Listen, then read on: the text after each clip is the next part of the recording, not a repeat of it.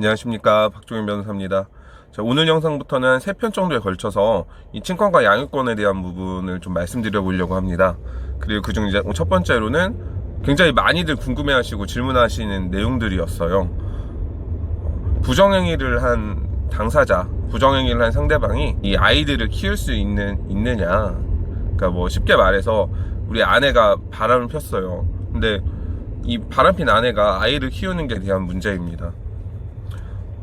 이게 여성분들 입장에서는 내가 일단은 뭐 잘못은 인정하면서 이 아이를 키우지 못할까봐 하는 두려움을 굉장히 많이 가지고 계셨고요. 반대로 이제 아빠 입장에서는 우리 아내가 바람을 폈는데 내가 아이까지 이제 못 보게 되냐, 또 양육비도 줘야 되느냐 하는 부분들이 굉장히 크게 고민이 되기도 하고 한편으로는 좀 상처가 되시는 분들이 많았던 것 같습니다. 그래서 좀 이 부분을 말씀드려 보려고 하는데, 자, 우리 이혼 사유 중에는 민법 이제 840조 제1호에 부정행위에 대한 내용을 담고 있습니다. 그러니까 우리 이제 민법상 표현으로는 부정행위라고 하고, 우리가 흔히 쉽게 말해서 바람을 폈다 내지는 뭐 간통을 했다 뭐 이런 표현을 쓰기도 하고요. 뭐 상간남이네 상간녀네 이런 표현도 쓰기도 하죠. 이 내용들이 모두 이제 폭넓게 부정행위라는 개념인데, 이 부정행위라는 개념이 이 종전에 있던 간통죄와 다르다라는 거는 이제는 뭐 많은 분들이 아시는 것 같아요. 예전에 이제 간통죄가 폐지되기 전에 형법상 간통죄는 이 꼭 성관계를 해야지만 형사처벌이 되었었습니다.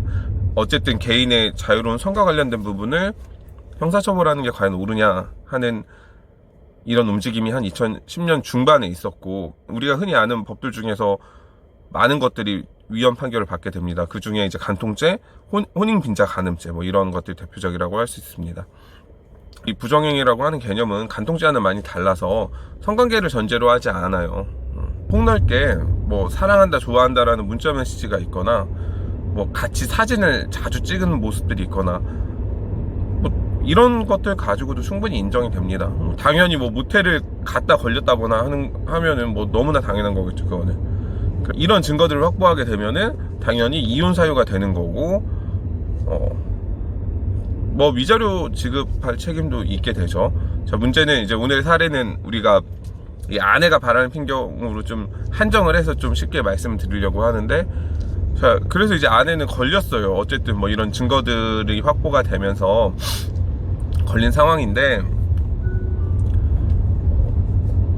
일단은 거의 뭐 대부분의 부부들은 이혼을 해야겠다 생각 들었을 때 변호사 먼저 찾아가지는 않습니다. 그러니까 협의를 한번 해보시죠. 야, 뭐 이런 내용으로 협의를 해보자 하는 과정에서 내가 아이를 키우고 싶은데, 엄마 입장에서 내가 아이를 너무 키우고 싶은데 이 남편한테 뭐라고 할 말이 없는 거예요. 그래가지고 내가 바람 폈으니 아이를 양보하겠다. 내가 이제 못 키울 거라고 미리 이제 지레짐작하시는 거죠. 내가 어차피 아이를 키울 수 없을 것 같으니까. 그런데 일단은 요 여자분들 입장에서 말씀드리면은 관련이 없어요. 그러니까 이 부정행위를 했다고 해서 꼭 친권 양육권을 잃게 되냐, 그건 아니에요. 부정행위는 이혼 사유가 있느냐 없느냐, 만약에 있으면은 누구에게, 그러니까 누가 유책 배우자가 되는 것이냐 하는 부분일 뿐이고, 친권 양육권, 아이를 누가 키우면 좋을 거냐 하는 문제는 완전 별개라는 거예요.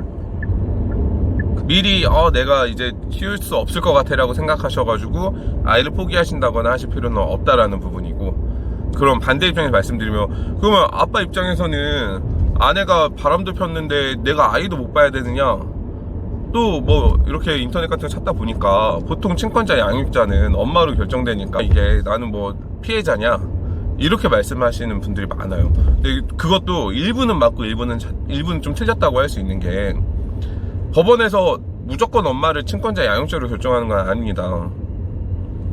아빠인 나도 아이를 키우겠다고 하는 강력한 양육 의지가 있고, 또 엄마보다 이제 아빠가 양육 환경이 더 좋은 경우, 뭐 법원이 직권으로 조사하지는 않겠죠. 아빠 입장에서는 양육계획서 같은 것도 작성해야 되고, 법원에서 양육 환경 조사를 할 때 적극적으로 소명해야 돼요. 나는 뭐 이런 부분들이 장점이 있다. 뭐 예를 들어서 요새는 탄력근무제를 많이 운영하잖아요. 이 큰 대기업 같은 데서도. 난 몇 시에 출근해서 몇 시에 퇴근하니까 아이를 돌봐줄 수 있다. 또 뭐 양육 보조자, 우리 뭐 부모님이 좀 돌봐주실 수 있다. 이런 내용을 적극적으로 주장하셔야 된다는 겁니다. 즉, 친권자 양육자를 결정하는 거는 무조건 엄마가 하냐, 그건 아니에요. 다만 아이에 대해서도 양육 환경 조사를 해보면 보통은 아이들이 엄마가 지내는 시간이 많다 보니까 이런 상황을 감안해서, 즉 이러한 양육 환경을 감안해서 엄마를 친권자 및 양육자로 지정하는 경향이 많은 것뿐이지, 무조건 엄마가 친권자 양육자야, 아빠는 못 키워, 아빠는 그냥 양육비나 주고 면접 교섭만 해, 뭐 이런 건 아니라는 거예요. 제가 맡은 사건들 중에서도 아빠이면서도 친권 양육권 확보한 사건들이 꽤 많습니다. 친권자 양육자를 어떻게 결정하는 기준을 알고 있기 때문에 의뢰인들에게도 이 상황을 알려드리는 거예요. 이런 경우는 안 됩니다. 그러니까 아빠는 나는 그냥 생활비만 잘 갖다 주면 돼, 아이를 돌보는 거 엄마가 해야지, 뭐 이렇게 생각하셨던 분이 갑자기 재판에 와서 내가 키울 거야, 왜냐면 엄마한테 주면 양육비를 줘야 돼, 그게 싫어, 이런 생각 가지고 계시면 안 되죠. 그러면 당연히 법원에서 양육환경조사 할 때 아빠가 실제 양육 의사가 없다라는 거는 드러나기 때문에 뭐 이런 경우는 안 됩니다. 그래서 이 친권자 양육자 결정하는 거는 부정행위와는 상관이 없어요. 제가 흔히 이런 식으로 말씀드려요. 이혼 소송은 한 5가지 소송을 한꺼번에 하는 거예요. 첫 번째는 이혼과 관련된 내용, 두 번째는 위자료, 세 번째는 재산분할, 네 번째는 친권과 양육권과 관련된 내용, 다섯 번째는 면접교섭입니다. 이 5가지 소송을 한꺼번에 하는데 단계별이라고 생각하시면 돼요. 이혼 사유가 있느냐 없느냐, 있어, 그럼 누가 잘못했느냐, 위자료. 자, 그 다음 이 부부가 쌓은 재산 어떻게 분할할 거냐, 재산분할과 관련된 내용이죠. 자, 그 다음 아이들에 대해서 어떻게 결정할 거냐, 이렇게 단계별로 내려오는데 이 부정행위는 두 번째 단계, 위자료는 누가 물어줘야 되느냐와 관련된 것이, 이 네 번째 단계 친권 양육권과는 관계가 없습니다. 이렇게 단계적으로 보면은 좀 더 이해가 쉬운데, 이 사건 처음부터 내가 미리 아이를 못 키울까봐, 또는 상대방이 무조건 키워야 되느냐, 뭐 이렇게 정해지는 건 아니라는 겁니다.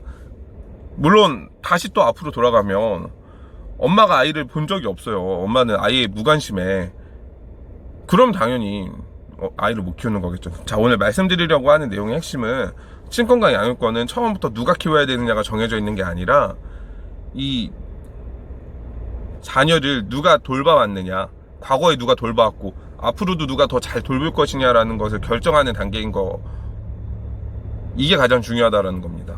그래서 친권 양육권에 관한 궁금한 점이 있으면 변호사랑 상의하시는 것도 좋기는 한데, 나 스스로도 충분히 판단해 볼 수 있다라는 거예요. 내가 아이를 돌본 적이 없으면 전혀 인정해 주지 않습니다. 참, 오늘은 친권과 양육권에 대한 내용이 어떻게 결정되는지 말씀드리려고 하는 과정 중에 이제 많이 등장하는 부정행위 케이스를 설명드리면서 말씀을 드렸는데, 뭐 꼭 이런 부정행위 사례가 아니라고 하더라도 오늘 이제 말씀드린 이 기준은 친권과 양육자를 결정하는 가장 중요한 기준이 되는 것입니다. 그래서 이런 부분들 좀 미리 한번 판단해 보셔도 좋고, 혹시 그래도 뭐 변호사 상담 필요해라고 하신 분들은 뭐 제가 됐든 어떤 다른 뭐 이혼 전문 변호사님이 됐든 만나셔서 말씀해 보시면서 충분히 상담을 하고 그 다음에 사건 진행하시면 될 것 같아요. 자, 이렇게 해서 오늘 첫 번째 영상을 마치고 부분과 관련된 영상은 지속적으로 업데이트 하도록 하겠습니다.